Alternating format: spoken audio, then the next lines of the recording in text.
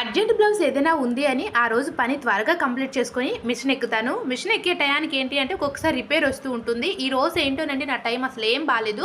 Machine ఎక్కే టయానికి ఒక 1 అవర్ పాటు కరెంట్ తీసేశారు. 1 అవర్ అయ్యాక కరెంట్ వచ్చింది అనే టయానికి మిషన్ ఎక్కి రేపు మార్నింగ్ ఒక బ్లౌజ్ అర్జెంటుగా ఇవ్వాలండి. సరే ఈరోజు ఎలా అయినా స్టిచ్ చేసేద్దామని ఎక్కాను. ఎక్కేసరికి రిపేర్ వచ్చింది. సో ఈ రిపేర్ ఏంటి అంటే నేను ఆల్రెడీ మిషన్ ఒక 2 డేస్ బ్యాక్ సర్వీసింగ్కి ఇచ్చాను. అంటే మిషన్ కొని ఒక దగ్గర ఒక 6 మంత్స్ ఆర్ 7 మంత్స్ అవుతుంది.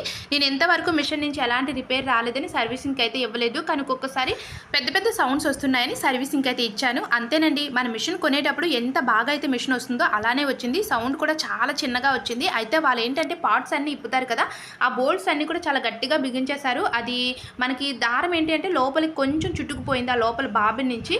ఒక హాఫ్ అన్ అవర్ పట్టిందండి నాకు ఈ మిషన్ నేనే రిపేర్ చేసుకున్నాను. సో ఇప్పుడైతే ఫ్రీగా మూవ్ అవుతుంది. చూసారు కదా, మనకి ఏంటి అంటే మిషన్ గురించి చిన్న చిన్న రిపేర్స్ కూడా మనకు తెలిసి ఉండాలి.